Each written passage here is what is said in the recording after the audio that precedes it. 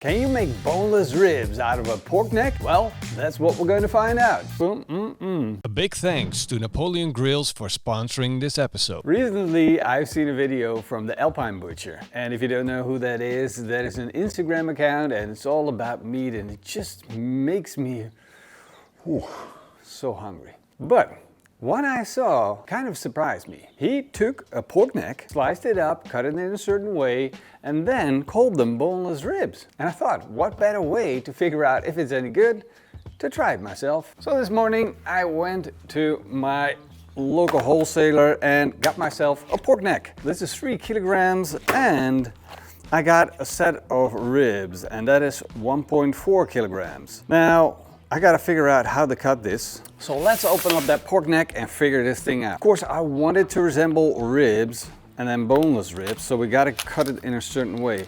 Now, if you're a follower of the Alpine butcher, you know that he has some nice cutting skills.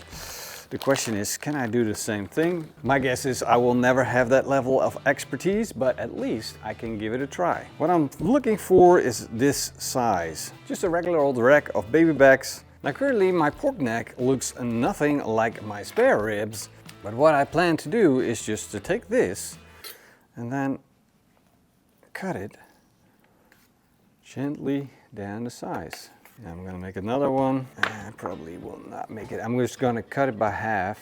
Now the way that the Alpine butcher did it is by cutting up the pork neck into 3.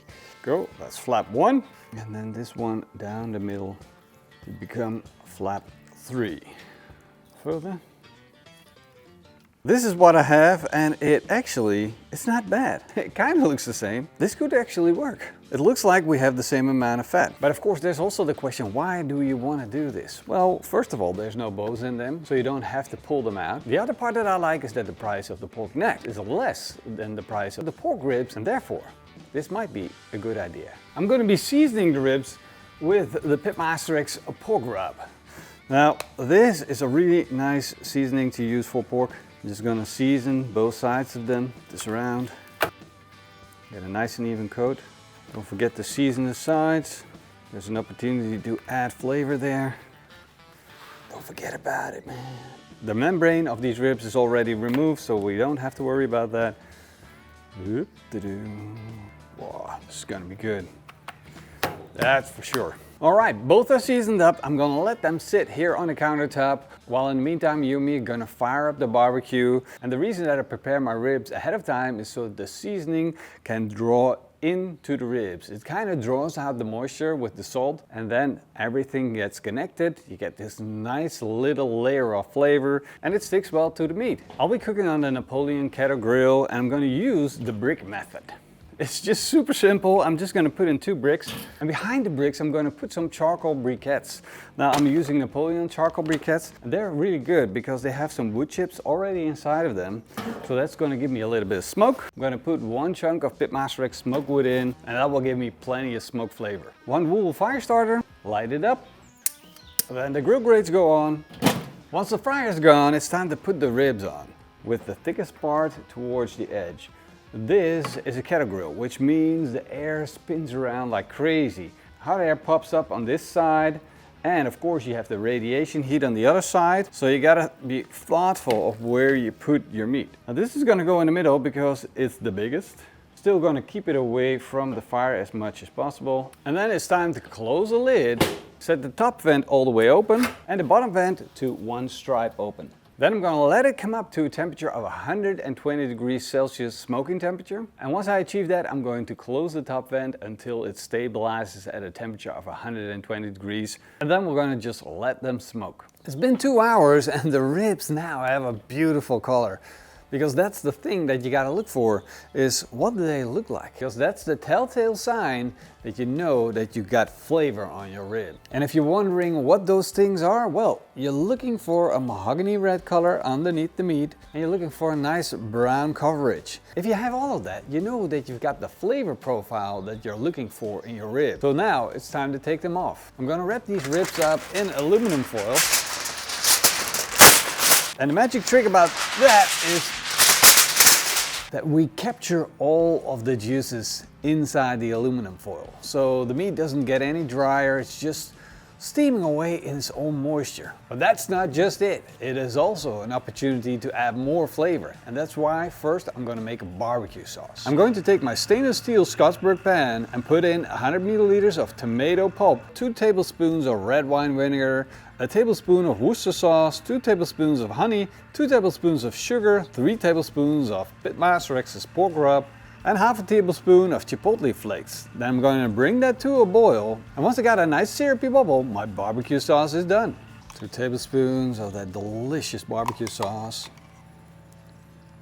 It's real fun to make a barbecue sauce like this at home. I'm going to wrap this up, seal in all of the flavors. There we go, that's the rack of rib. Oh. Look at that. Oh no, don't tear up. Not yet. Tablespoon, 2 tablespoons, go. Exactly same procedure. And these are now good to go back on the barbecue. We're still running at a temperature of around 120 degrees Celsius. Do you want to check the briquettes, see how far along we are, if we'll make it to the end of the cook. And we're almost out. So I'm just going to add a handful of briquettes just to keep that fire going. And remember, this doesn't take much. Don't fully load this thing back up again, otherwise you're going to have a barbecue that's way too hot. This is a low and slow cook. Ribs go back on. There we go, perfect. Close the lid and just let it run. It's probably going to take an hour or two, and I will be checking the temperature on the inside of the ribs. I need that core temperature to be at 92 degrees Celsius. Then they're done. The ribs are done, and they're actually a little overdone. And that's okay. I'll tell you why. Because in the end, if you want to have boneless ribs, you got to overcook them a little bit, just to make sure that they are full of the bone tender. Ooh, I can tell you, these are hot. 96 degrees Celsius core temperature hot. Woo-wee! And I hope they're still connected. Oh yeah. These are the experimental pork neck ribs. And let me tell you what, they look freaking tasty. Oh, boom, But we're not gonna eat them just yet. Just gonna check the other ribs real quick. We need to get them out of the foil just to make sure that we don't overcook them even further. Bones are popping, color looks good. I'm loving this. A little bit of shine from the honey and the sugars. I secretly made an extra batch of the sauce because it was so freaking amazing. And we're gonna put the recipe on the website so you can make this at home. You can just check it out. Just gonna brush these ribs real quick with a little bit of extra sauce. And this sauce has some beautiful texture to it. It has that shine, it has sugar, and it has honey, but mainly it's got flavor. And it's got a little bit of a natural texture. And I kind of love that. Sauce with a little something. It's gonna be so good, just brushing everything. I'm gonna put these back on the barbecue just for 5 minutes. For a little touch, let the outside dry up a little bit. Evaporate some of that sauce moisture. See how I'm not touching the top of the ribs, I'm just lifting it up with a tongue, and I can just grab onto it if I need to, but I just wanna keep the top looking pretty. Let's put that back on.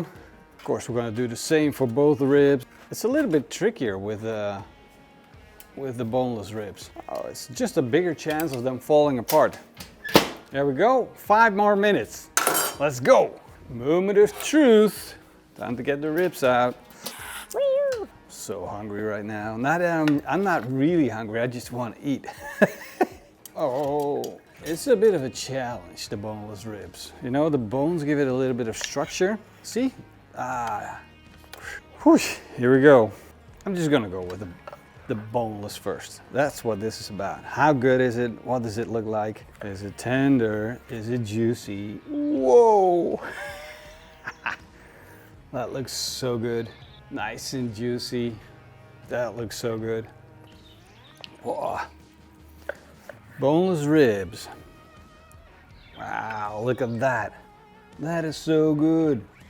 At least it looks so good. We got the smoke ring, we got juiciness. This is some next level stuff. All right, without further ado, I'm gonna have a bite.